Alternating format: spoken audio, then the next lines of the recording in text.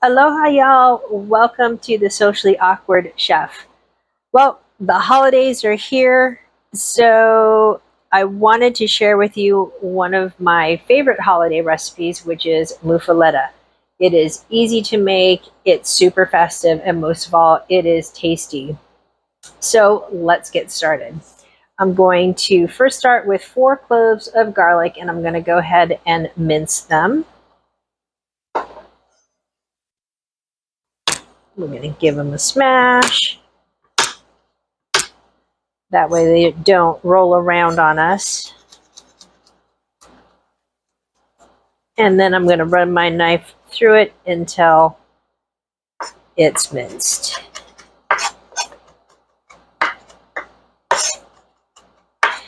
If you don't feel like chopping, totally fine. If you have a garlic press, go ahead and use that. If you have a grater or a microplane, and if you're using a grater, use the fine side, the finest side if you have a box grater. Otherwise, a regular microplane is good. It'll be a lot faster. All right, that looks good. So I'm just going to scrape it off my fingers and the knife. I'm just going to set this to the side. And let me wash off my hands and my knife, and I'll be right back. Next up, we have 1 can of large black olives. I went ahead and drained them really, really well. So we're just going to chop those up. Whoop, that one ran away. Speaking of which, a great little kitchen hack is, so that doesn't happen while you're trying to chop these up, is to use a bottom of a plate, and you're just going to take your little pile of olives, cover them up, take your knife, and you're just going to slice across. And they worked with most of them. That's okay. If you don't have, well, I reckon you all have a plate, but if you want to actually see what you're doing, you can also use a takeout lid. That also works really well too, just like so.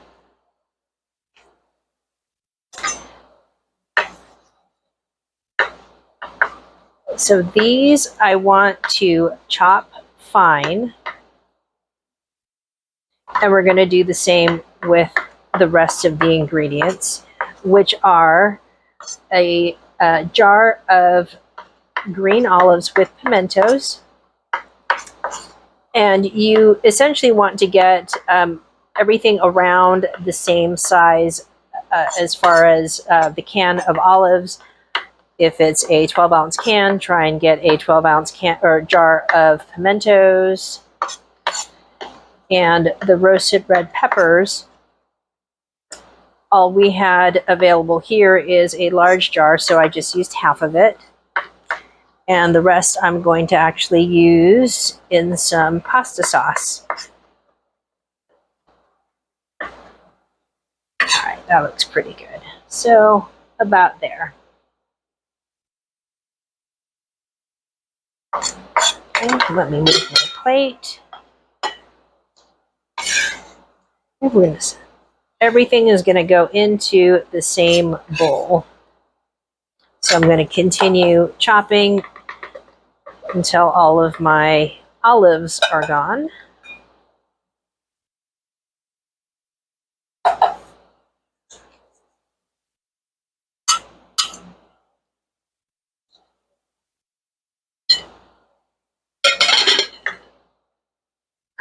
Let me work this time.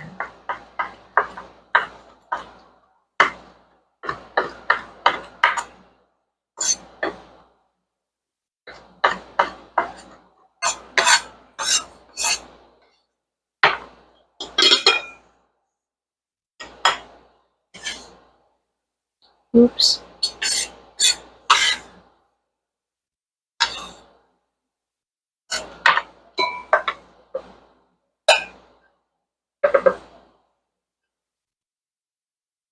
Okay, last batch of the black olives.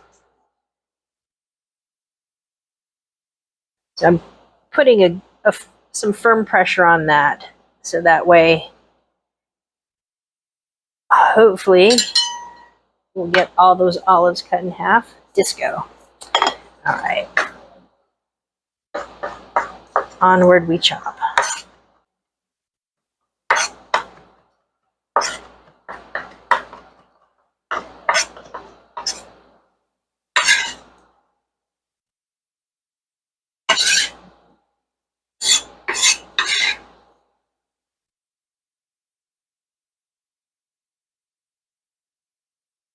I've got my black olives chopped up, so I am going to work on my pimento stuffed green olives next. So I'm going to use the same process as I did for the black olives. I'm going to take my plate, put some firm pressure on there, and then use my knife to cut across. Perfect. So this is going to be the same as the black olives, fine chop.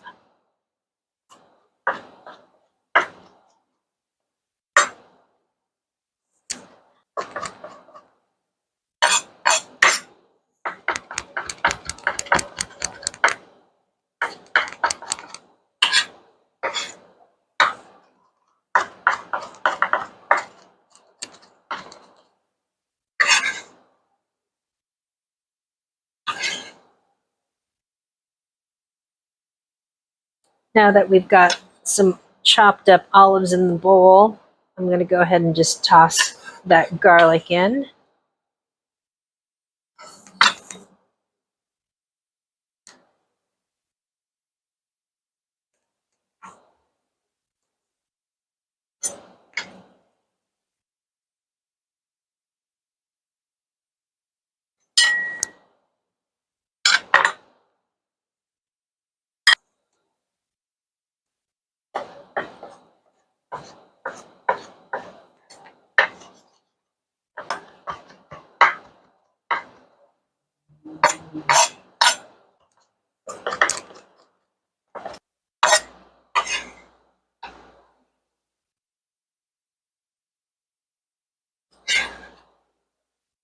I'm going to clean off my knife and wash my hands. Next up, we are going to chop up our roasted red bell peppers. So as I was saying earlier, all I could find was a larger jar, so I'm just going to use half of it and save the rest for later. And these are pretty slippery, so we're just going to do a few at a time.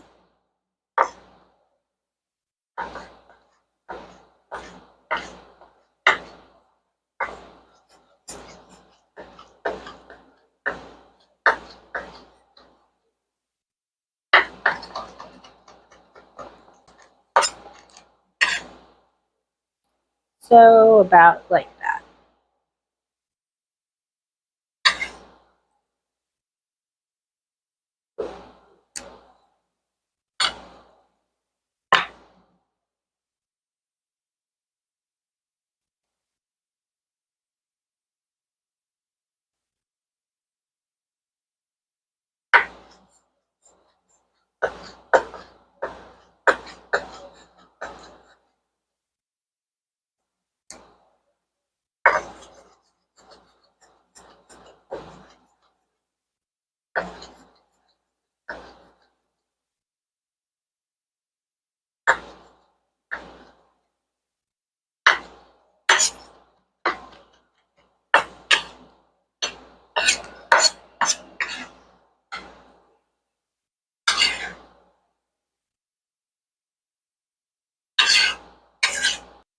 Last but not least, we have one bunch of flat leaf parsley that we are also going to finely chop. And the easiest way to do this is to gather everything up into a little ball and tuck it into your palm of your hand, and then tuck your fingers because you kind of need them. And then we're going to run our knife through it. We're going to keep our little fingers tucked and out of the way of the blade.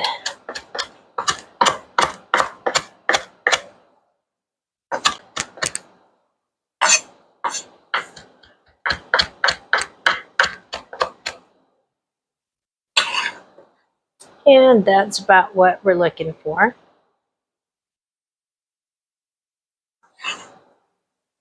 Into the bowl.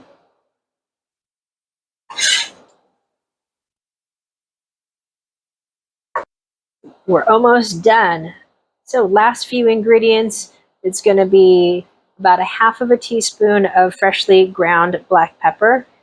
And if you don't have freshly ground, that's totally fine. So put that there. About a quarter of a cup of red wine vinegar. And approximately a half a cup of extra virgin olive oil.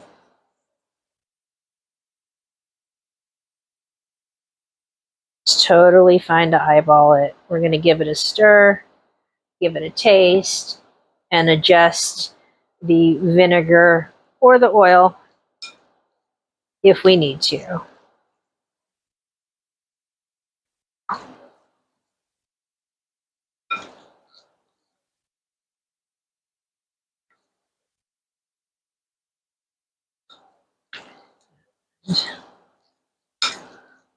We want to make sure that everything is incorporated really, really well.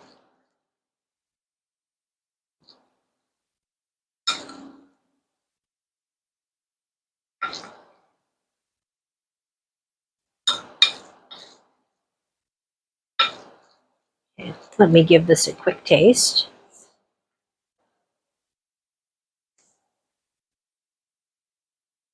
I'm going to add a little bit of pepper, about another quarter of a teaspoon, and just a little bit more of both the red wine vinegar and the olive oil. This is something that you can totally do to your taste. But if you love official recipes, I would say it would be about a quarter cup of the red wine vinegar, half a cup of olive oil.